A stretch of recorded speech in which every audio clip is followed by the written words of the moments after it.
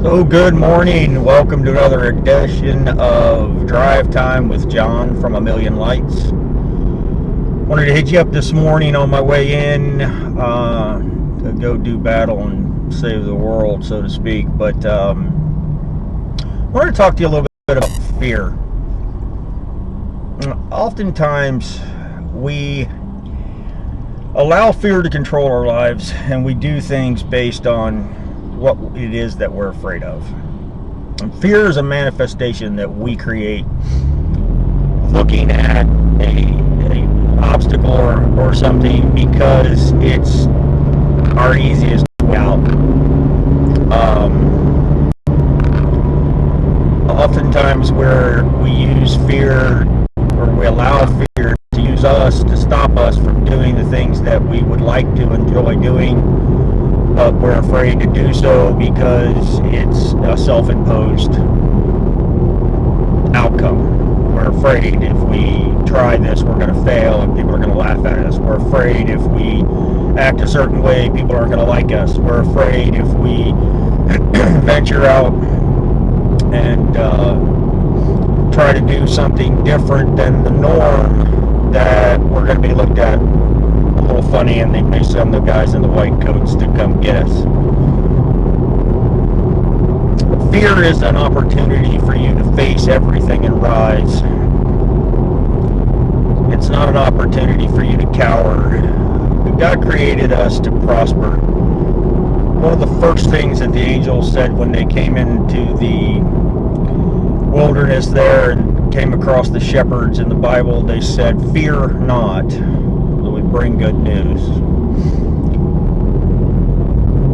Fear is one of the most crippling diseases that we have in this country right now. Everybody's freaking out about coronavirus, but I guarantee you that fear has killed more lives, more visions, more dreams, more goals than any other disease out there.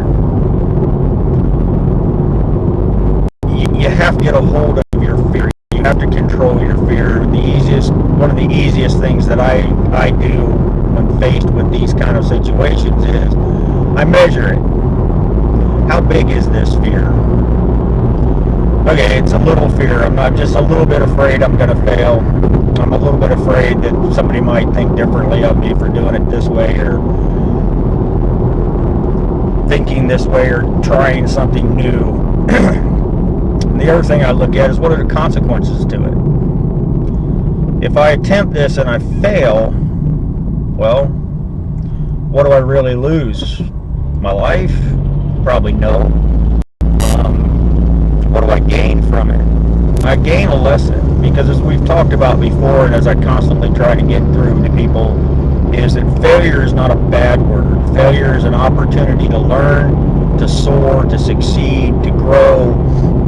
It's an opportunity for you to become better than you were the last attempt. It's not something that you should be afraid of. Failure should not be in your fear list. Failure should be something that you embrace. It should be something that you learn from. It should be something that you enjoy. It should not be something that you are afraid of. So the easiest thing to do, and one of the things that I'd like you to start doing, is I'd like you to start making a list of the 5 top things you're afraid of. And every day, start tomorrow, pick one of those things you're afraid of. Write down next to it, what are the consequences of this fear? You know, is it jumping out of an airplane, parachuting? Okay, now you're talking about something that may have some consequences that result in you bouncing off the ground. But let's look at it honestly. Say you want to jump out of an airplane. You've always wanted to parachute. That's one of the things that you want to do in your life. Write down the pros and the cons of it. What are the pros and cons of it? Well, it's exhilarating. It's a blast. It's a lot of fun. It's something that you will never forget. This, I promise you. I've done it over 300 times, and it's an amazing experience. So let's look at the cons. The cons is that you go up and you're getting ready to do your jump, and you can't jump because the winds are too high. So now you went up in a plane ride and you had to come back down. Well, that was bad, wasn't it? Not really. It's a lot of fun. Let's look at the more serious consequence. You go up and you first jump and you tandem jump with your instructor and the chute don't open. Well, there's a backup chute. The odds of 2 chutes not opening are pretty much 0. It just doesn't happen anymore. 100 years ago, I would say that your risk of death is probably a lot higher than it ever would be today. Out of over 300 jumps, I've never had a parachute issue, and I used to pack my own chutes. I wasn't an experienced parachute guy. I just learned how to pack my chute, and I packed my own chutes, and I used to think that I was smarter than everybody else, so if I packed it, it was going to open for sure, which was probably one of the most foolish things I'd ever thought, but I was right. It never failed me. So let's say that's your goal. That's one of the things you want to do. Face it. Write it down on paper. Write down the pros. Write down the cons. Then I want you to make the plan to make that become something that you face.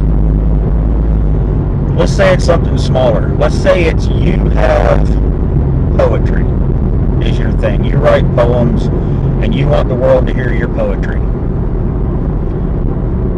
But you're afraid to do it on camera because you're afraid that maybe you're not an Insta model.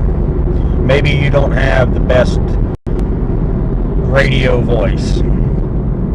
Whatever that fear is, write those fears down. Then I want you to face them. I want you to go after it. I want you to make that video for YouTube. I want you to get out there and put your poetry online. Make the video. Don't play it over and over again because you'll sit there and pick it apart and you'll eventually never post it. Do it on Facebook Live, where you don't have any choice but to go live and post it. Say you don't want to read them out loud. You want to publish them. Write them down. Compile them. Publish them. You don't know how to publish your first book. One of the greatest minds I know and one of the greatest men I know, Troy Schmidt, is about to run a class through our church called So You Want to Write a Book. And it's to walk you through the steps of getting a book published. How to write it, how to put it together, how to format it, how to get it published. It's free. There's plenty of places you can go. Troy's just one of those options. So compile all your poetry together, put it in a book format, and go to Kindle CreateSpace and publish your book. Say you want to write a self-help book. Say you want to write a mystery novel. Whatever it is, but you're afraid to do it because you're afraid you're not going to sell any of them or you're going to fail doing it. Write it down. Write down what are the consequences. Write down what are the pros of doing it. Then write out your plan to make it happen and go make it happen. Let's say your plan is to ask somebody to dinner that you've been wanting to go out with, some girl or some guy that you see in your life that you're infatuated with or that you have feelings for. You're afraid that they're going to reject you. You need to suck that up and do it. It's not going to cost you your life if they tell you no. It's going to be rejection, and then you sit down and you look at it and you figure out what was it about the situation that it didn't go the way it should have went. Practice. The next time you're going to be better at it, the next time you're going to be better at it, and eventually it's going to be flawless, and it's going to be something that you're not afraid to do. The goal here is that you've got to stop allowing fear to control your life. My beautiful wife, Dina, has always wanted to be a fighter pilot. She was going to join the military after high school and become a fighter pilot, but her heart conditions prevented her from being able to do that. So this weekend, Dina will be taking the controls of a private plane for the first time and flying a plane. This has been an act of faith on her part because she kind of got stuck with it. I bought her a package to learn to fly, and she's going to go learn to fly. It's something she's always wanted to do, but it's a major fear of hers because she's never done it before, and now she's going to be at the controls of a private plane learning how to fly. pros of it are she's going to overcome a fear, and she's going to gain the level of confidence that she currently doesn't have. And with that level of confidence, she's going to be able to transpose that into other parts of her life that will most likely lead her into having more confidence and being able to do other things that she's been afraid to try or to do. The cons of it is like 2 weeks ago we were scheduled to do the flight, and the flight got canceled because of weather. So when you sit down and you look at what the pros and the cons of your fears are and you write them out, I think you're going to find that 95.9% of the time the things we worry about never come true. Now, studies say that between 85 and 95% of the time the stuff we worry about never comes true. So we self-impose fear upon ourselves, and it prevents us from living the life that we should truly be living. You need to put that away and stop leaning on fear as the excuse for why you can't live the life you want to live. Once you start gaining confidence in yourself and getting past your fears, you're going to find that there's a lot you can do. There's a lot of life out there that you've yet to live. So put it aside. Stop letting fear dominate your life and dominate your own life. Put yourself back in the controls of your life by putting fear to bed.